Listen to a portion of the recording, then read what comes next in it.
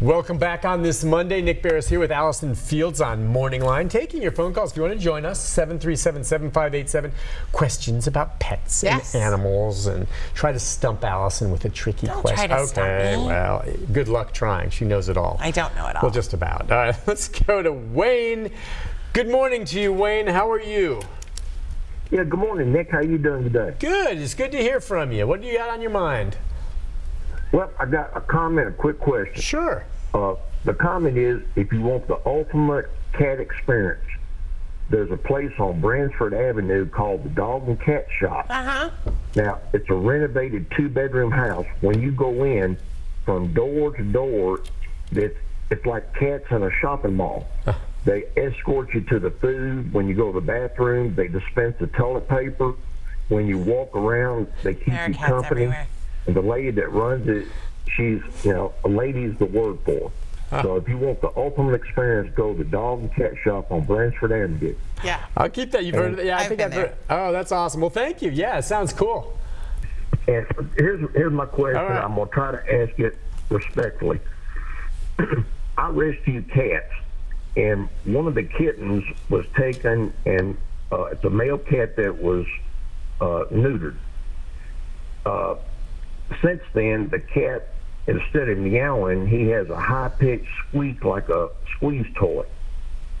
I'm asking, when's the right time to have a cat neutered, and should you wait before you have him neutered?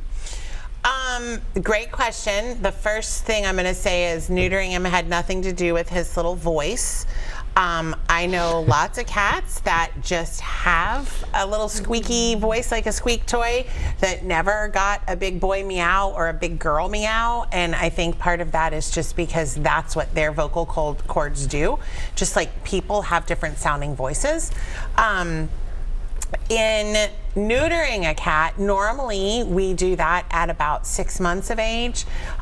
Most of the shelters and rescues and humane societies will do it when they're there. So if they're there and they're 3 months old, two months old, they do it because they don't want these cats going out and reproducing. And it used to be years ago that when you adopted something from a shelter, you had to sign a paper saying you would get it neutered, but lots of times that didn't happen, and then we had more cats. So there's not really a great answer for what is the perfect time. It all kind of depends on the circumstance, but in general, we say about 6 months. All right. Does that help? Okay. There you go. About 6 months or so. And the cat shop is a great fun place to go. Yeah, Wayne, thank you. I appreciate it. I'm wondering about spaying and neutering. I have a friend who is just now, in the past, I guess 3 months, he had lost, his family had lost a dog, and they've now adopted first one and then a second, 2 Jack Russell Terrier Two puppies. Jack Russell terrorists? Yeah, I know. That's what my wife calls them too.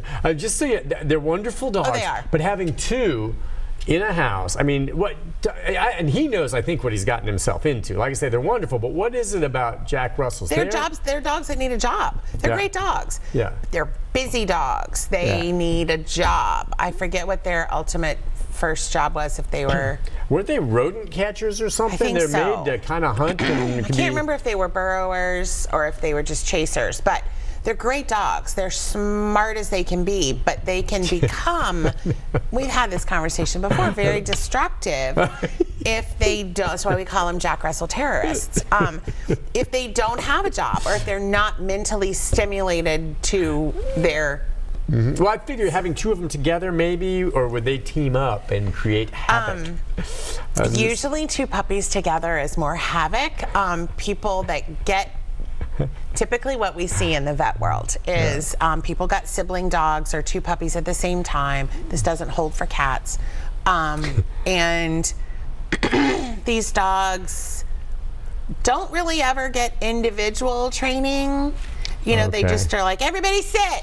Everybody sits. And so they typically are a little bit more bonded to each other than your people because, hello, they get to cuddle up and snooze and all this stuff. But they usually are not always. Some people are amazing about it. But usually when we have 2 puppies at the same time, they are not quite as well behaved as others can be. That's not saying all of them, but it's just easy because the dogs are amusing themselves. Sure. And then we don't have to worry about it. Whereas if you have a dog, only one dog who's constantly coming to you for something, you're going to start teaching it manners because you're tired of getting jumped on. Right.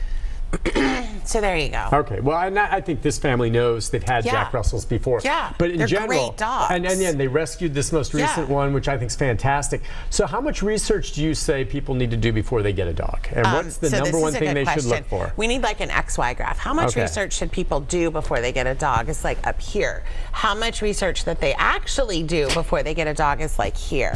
What? So yes, we see this all the time. You know, I see elderly people come in with Great Danes. Yeah. They don't need a Great Dane. Yeah. How are they going to help that Great Dane if it falls down? You know, and with the activity level, you know, we ran into this problem in the early 2000s with Dalmatians. 101 Dalmatians came out with Glenn Close. Oh my gosh, every kid in America wanted a Dalmatian puppy for Christmas, and half of them got one. They are not like good hang out at the house family dogs.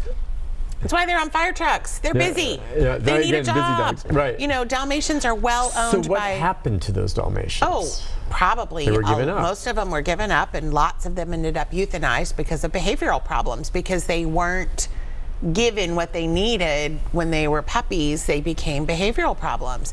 I mean, a Dalmatian is a great dog, usually owned by somebody who likes to run 4 miles a day. And you take your Dalmatian with you, and now this Dalmatian is great because he's gotten all of his energy out and he's happy to hang out at your house while you're gone. Right.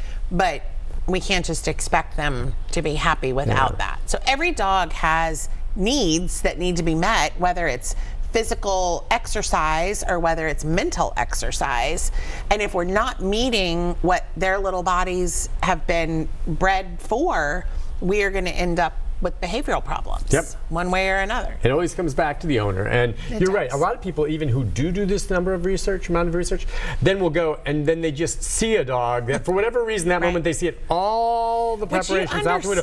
He's so cute, and he and I bonded when we looked. I could tell we were meant to be together. He came up to me. Yeah, he came up to me. I mean, I understand that. I totally get it. It's hard, but it's hard to, you know.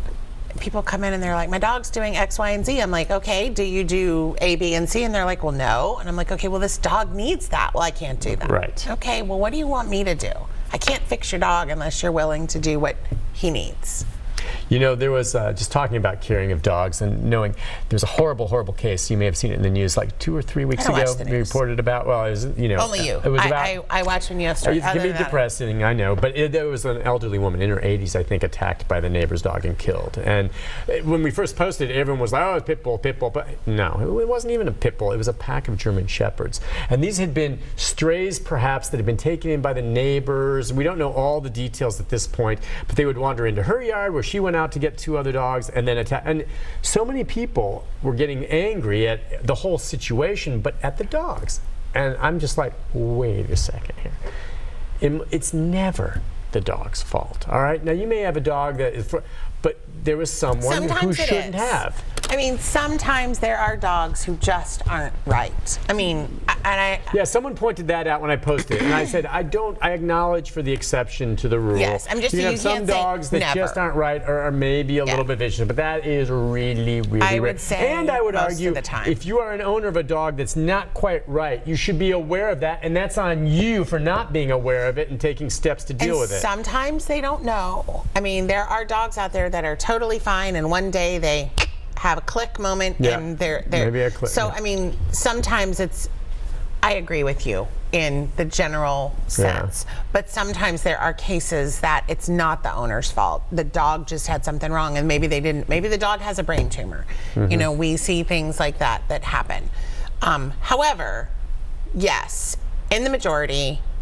It is. Especially if it's the animal. It's one thing if you come visit me and my dog that I didn't know goes crazy on you when you're at my house. Right. But if it's my dog, even if it has a problem and it ends up in a neighbor's yard and attacks, I don't care what kind of maybe genetic defect that dog's brain has. That's on you for allowing that dog to get into someone else's yard, right? Well, there's a case in Utah right now. The little boy that stuck his, he had his a sock on his hand, and he stuck it through a vinyl fencing, and it's awful. The dog on the other side attacked his hand and chewed it off or bit it off. It was a small child. Oh, that's horrible. And so, you know, whose fault is that? Did the dog think that was a toy coming through? You know, a stuffed toy? How much fun is that? You know, I don't know. It's horrible that it happened, but there's a huge uproar for the dogs to be put to sleep, and then there's a whole huge petition to not put the dogs to sleep, and you know, it's horrible. Things happen, and this is what happens when we bring animals into our homes. Yeah. Which, I mean, I love my animals, but risks increase. I don't even know how you live in the same house with Gammon.